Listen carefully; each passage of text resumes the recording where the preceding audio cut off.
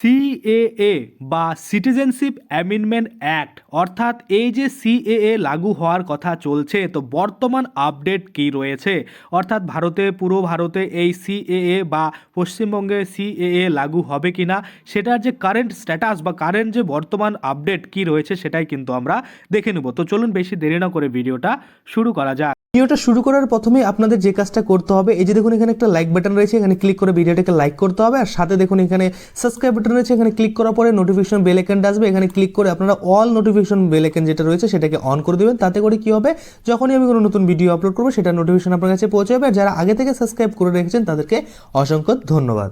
লোকসভা নির্বাচনের আগে নতুন করে নাগরিকত্ব সংশোধন আইন প্রয়োগের চিন্তা ভাবনা শুরু করেছে ভারতের কেন্দ্রীয় সরকার। এই আইন প্রয়োগ হলে পশ্চিমবঙ্গ, আসাম, ত্রিপুরা সহ ভারতের বিভিন্ন রাজ্যে ছড়িয়ে থাকা মতুয়া সম্প্রদায়দের দীর্ঘদিনের দাবি পূরণ হবে। যদিও নাগরিকত্ব আইন কোনোভাবেই বাস্তবায়ন করা বা করতে দেবে না বলে হুঁশিয়ারি দিয়েছে পশ্চিমবঙ্গের মুখ্যমন্ত্রী মমতা বন্দ্যোপাধ্যায়। চলতি বছরের এপ্রিল-মে মাসে হতে পারে ভারতের লোকসভা নির্বাচন, আর সেই নির্বাচনের আগেই ভারতের সিটিজেনশিপ অ্যামেন্ডমেন্ট বিল 2019 বাস্তবায়ন করা হতে পারে। করোনাকালে বিরোধীদের প্রায় এক প্রকার না জানিয়েই কিন্তু এই বিলটি পাশ করেছিল বিজেপি সরকার। এতে বলা হয় বাংলাদেশ, আফগানিস্তান, পাকিস্তানের ধর্মীয় সংখ্যালঘুরা ভারতের নাগরিকত্ব পাবেন।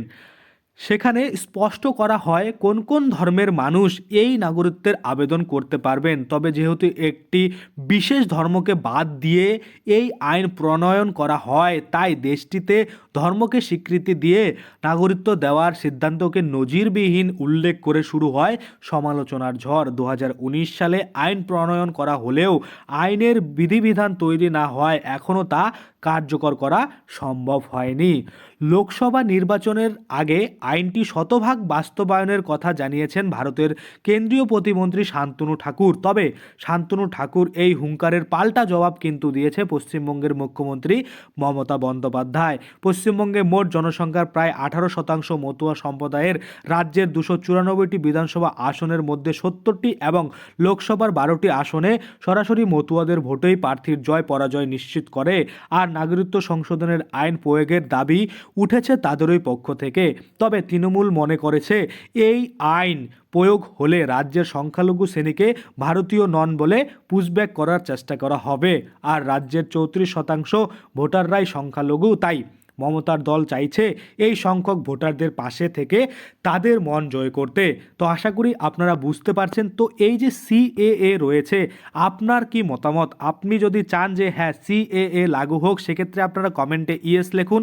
আর যদি আপনারা চান যে না সিএএ লাগু করার কোনো প্রয়োজন নেই, সেক্ষেত্রে আপনারা কিন্তু কমেন্টে নো লিখুন। তো আজকের জন্য ভিডিওটা এখানেই শেষ করব। যদি ভিডিওটা ভালো লাগে অবশ্যই একটা লাইক করে দেবেন।